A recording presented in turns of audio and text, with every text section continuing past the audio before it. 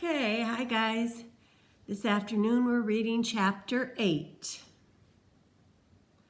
When Cole's advance brought him within 10 feet of the spirit bear, he made his move. He flung the spear with all his strength, fully intending to kill. A blur of white motion deflected the shaft down into the grass as the bear lunged. Cole never even had time to raise the knife before the bear was on him, clubbing him down with a powerful blow. Cole's body folded and collapsed to the ground. Before he could roll away, another crushing paw shoved his face into the dirt. His jaw struck a rock. Rolling over and then scrambling to his feet, Cole ran toward the trees, but they offered no protection. The bear was on him again, dragging him down, its breath rotten. Cole gripped the knife with his left hand and clawed with his right at some long stalks of devil's club, anything to pull himself away from the raking claws of the bear. With each desperate grab, hundreds of tiny thistles pierced his fingers. He ignored the thistles as the bear sank its teeth into his thigh, lifting him like a rag doll. Cole's stomach churned and he swung the knife wildly. Each time he stabbed the bear, its powerful jaws clamped harder. Cole felt his pelvis crack.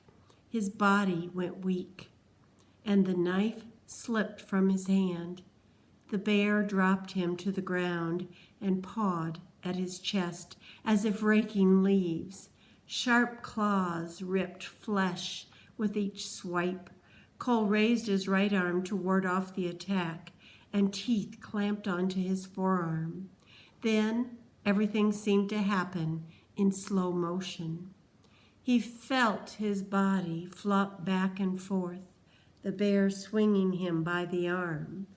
Cole pounded the bear's face with his fist, but nothing stopped the savage attack.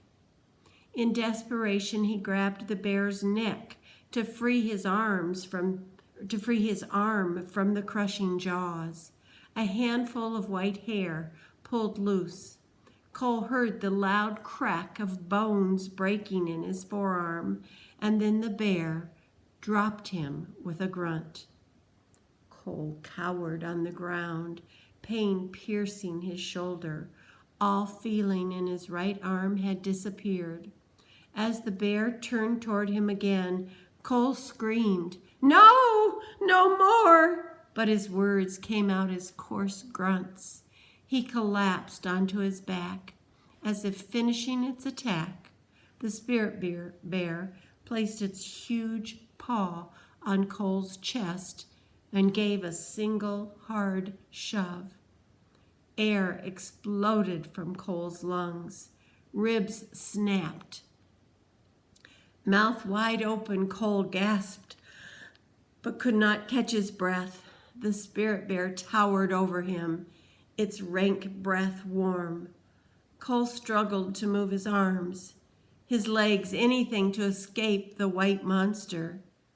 But his body refused to move. Waves of nauseating pain flooded through him. Each time he gasped, pain gripped his chest and the thick, sweet taste of blood filled his mouth. For an eternity, the bear remained standing over Cole in the chilling rain. Finally, it drew in a deep breath, raised its massive head, and stepped carefully to the side.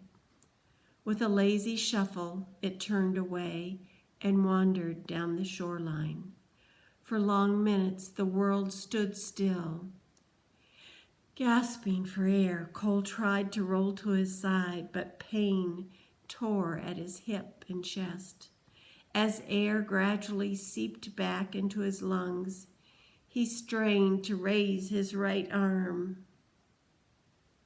But his arm, like a broken branch in the grass, refused to move.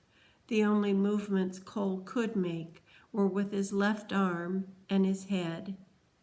The incessant rain tickled his cheeks and mixed with the blood from his mouth, dripping red by the time it hit the ground.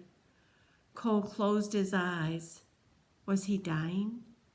Every movement, every breath tortured him.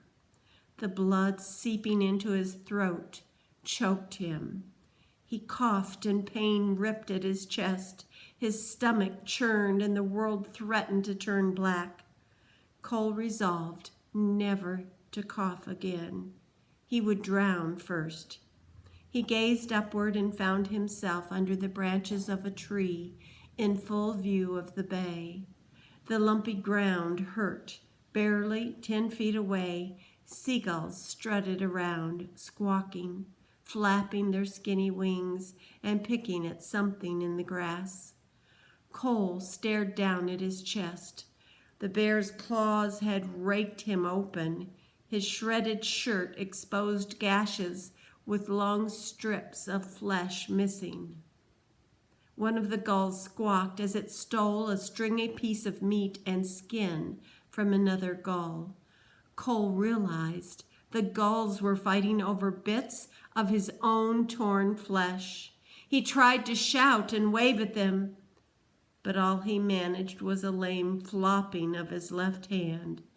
A dull, angry grunt caught in his throat.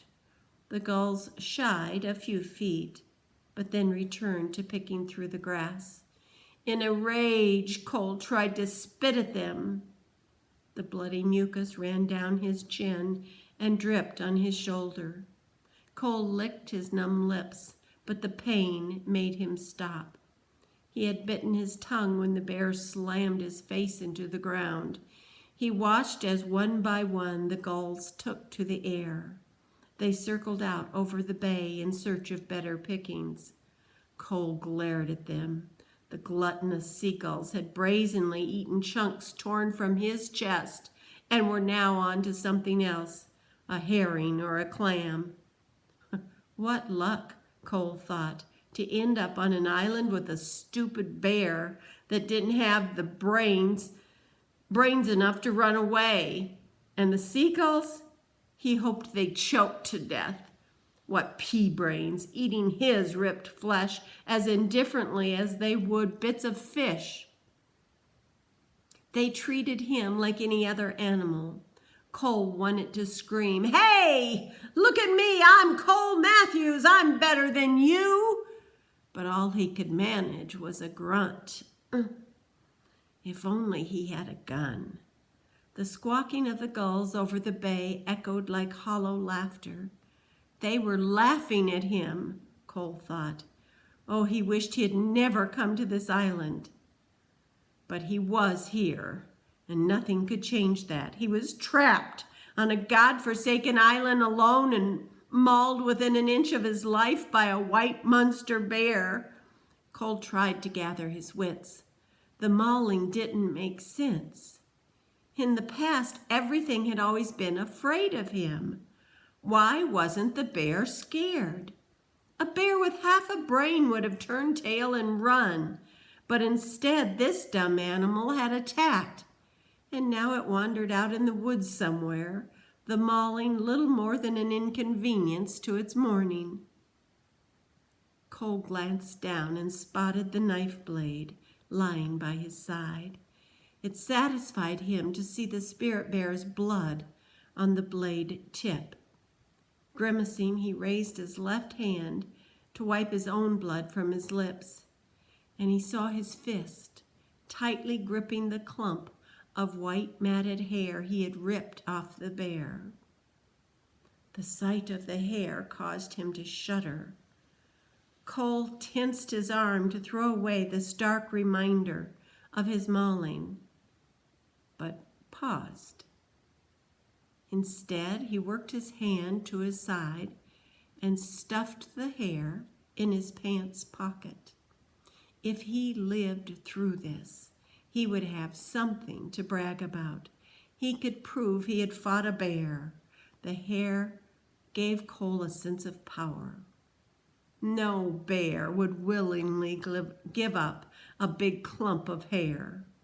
Cole struggled to shift his position on the uneven ground, but stiffness had set into his joints like hardened cement. He couldn't roll to either side. If only he could use both arms. Struggling, he raised his head for a better look at his right arm. It lay mangled and useless. All he could see of his forearm was ripped shirt and ragged, torn flesh. A bloody white bone jutted out near his elbow like a broken stick. His fingers looked artificial, pale and puffy from grabbing the devil's club. They faced the wrong direction. The only sensation he had from the arm was a throbbing burn in his shoulder. The sight of his arm frightened Cole. He drew in a deep breath, but again pain stabbed at his chest, warning him. He returned to shallow, tentative breaths, drawing air just past his lips as if he were sipping from a straw. Cole struggled and grimaced and tried to raise his right knee, but he couldn't. The crushing bites to his thigh had rendered his leg lifeless. He relaxed his neck to catch his breath. Sweat stung his eyes, and still it rained, cold rain soaking into everything it touched. A breeze swayed the branches overhead. Cole's gaze wandered in a big circle around him. All of the landscape, the air, the trees, the animals, the water, the rain, they all seemed to be a part of something bigger. They moved in harmony, bending and flowing, twisting and breathing, as if connected. But Cole felt alone and apart. His soaked clothes chilled his bones. The hard ground pushed at his wounded body like a big hand shoving him away. No, Cole thought, he was not a part of this place. He should not be here. It was not his choice to lie dying on a remote island, alone, unable to move. This place held him prisoner more securely than any jail cell. Here he was powerless. He could not keep warm or find food. His place was wearing dry clothes in a safe, warm room and sleeping and eating without a care. His place was having other people worry about him. His place was being in control. That was his place. Haunting thoughts pried at Cole's mind. Night would come sooner or later, and with it, more rain and cold. What would happen when the last bit of warmth seeped from his body? What was death like? Did it hurt? Did it come fast like lightning from the sky or a blow from the spirit bear? Did death sneak around like a stinking seagull trying to snatch life from a body like meat chunks from a rotting carcass? Or did life just flicker out like a dim candle? Cole's tortured thoughts slowly gave way to an even worse possibility. What if death didn't happen right away? Would the seagulls land on him and peck bits of warm meat from his body when he could no longer fight back? And where was the bear? Waves of pain racked Cole's body. With each agonizing wave, he bit at his lip and whimpered, trying not to cry out. All of his life he had been haunted by nightmares of helplessness. Some nights he dreamed he was drowning, unable to find the surface. Some nights he dreamed of fists raining down on him like giant hail.